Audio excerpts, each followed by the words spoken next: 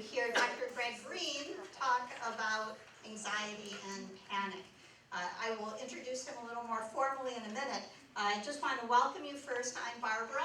I operate Extended Grace, which is a grassroots nonprofit social lab that builds community while solving problems. We do that through Mudita gifts, through cultural immersion trips, through Inspire events, and through the Momentum Center. So this is the Momentum Center that you're in right now. If you're not familiar with it, we offer social and recreational programs for people with mental illness, addictions, and disabilities. Cost $1 to join, and then you can participate in all of our activities and events, which range from yoga and meditation to arts to baking to going to Meyer Gardens and the zoo.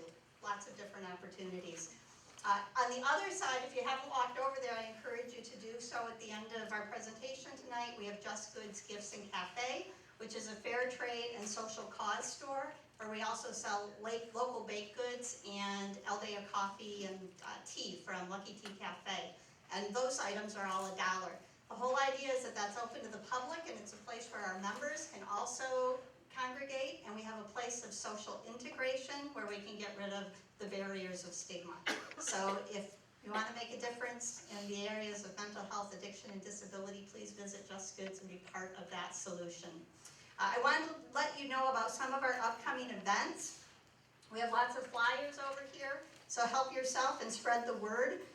We do have a program September 11th on disabilities and dementia that you might be interested in. The Alzheimer's Association will be providing that training, and it's also worth 1.5 social work CEUs if anybody's working on their continuing education. We also have an Inspire event on immigration on September 16th. We have a town hall meeting coming up October 9th at the community center that'll focus specifically on addiction, and we have a great panel set for that. We also have part 2 for bipolar and depression. Those of you who were here 2 weeks ago and heard Brett Van Cole from Pine Rest talk about bipolar and depression, at the end of his presentation there was a loud resounding request that he come back and do part 2, focusing a bit on self-care. He's going to do that October 30th.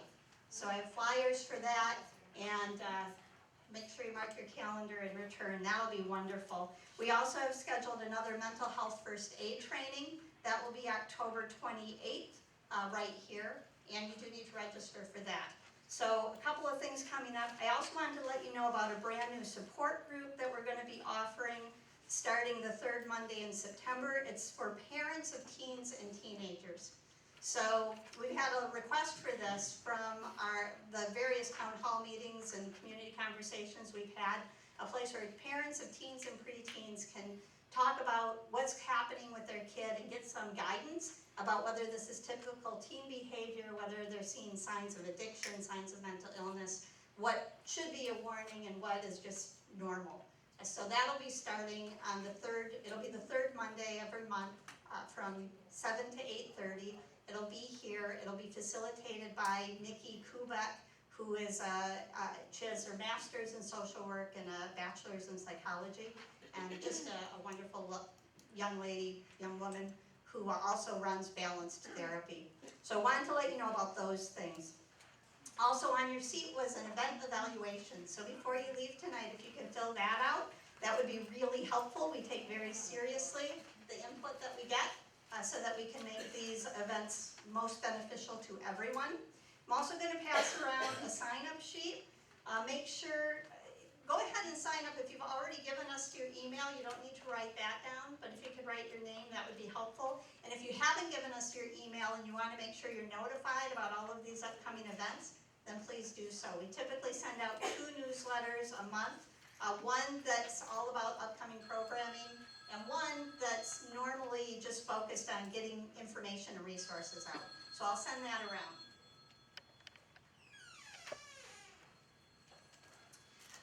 And with that, let me introduce our speaker tonight. Again, our topic is panic and anxiety disorders. Anxiety disorders are the most common of all mental health problems. Up to 1 in 4 adults will experience an anxiety disorder at some time in their lifetime. So we have Greg Greene, MD, with us today. Dr. Greene graduated from the Wayne State University of Medicine in 1999. He works in Muskegon, Michigan, and specializes in child and adolescent psychiatry. He's affiliated with Mercy Health Hackley Campus and Mercy Health Muskegon, and serves as the medical director for Healthwest in Muskegon County. He's been in practice for 18 years, and conditions treated by Dr. Greene include anxiety, phobic disorders, attention deficit disorder, autism, bipolar disorder, and depressive disorders. So please help me welcome Dr. Greg Greene.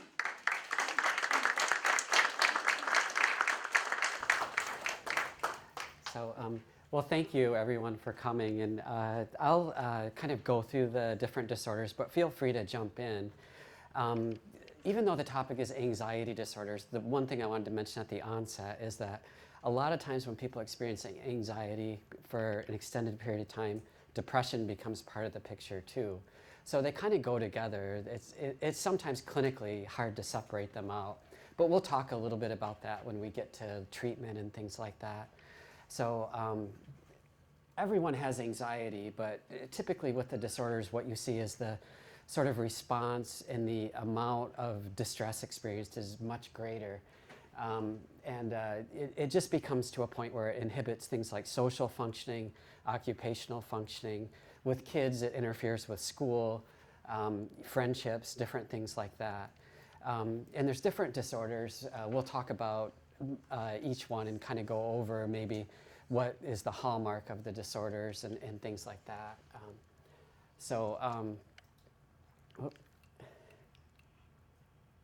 Let me just do it.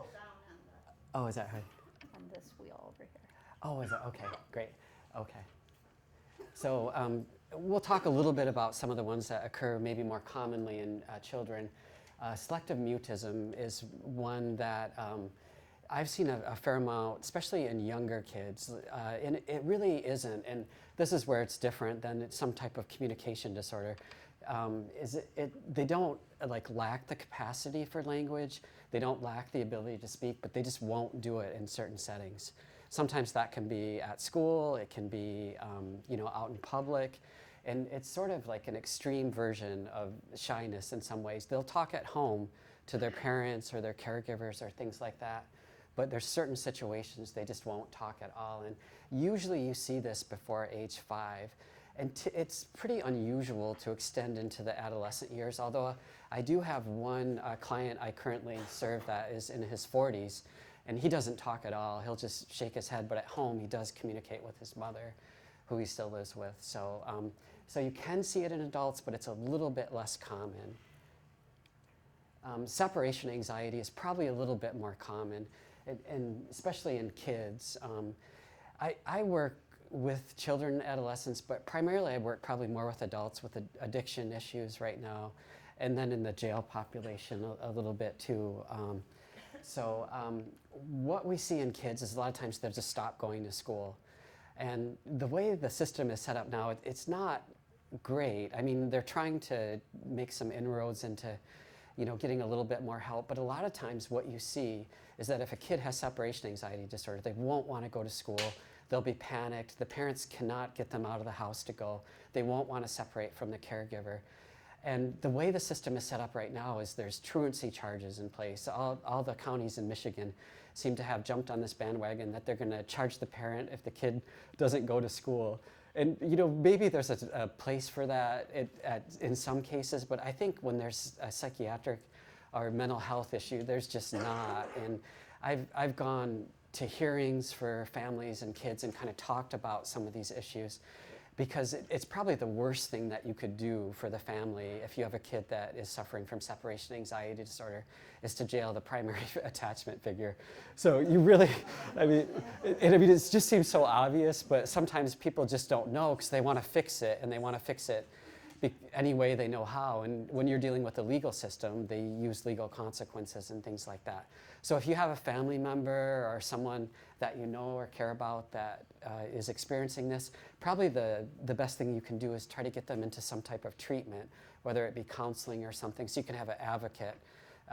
Because a lot of times with the school refusal, and I can't remember how many days it is, but I think that it's over 10 days, which isn't really that much. I've got two 12-year-olds, and missing 10 days is not that hard to do with sickness and winter and all the things that go along with the kids.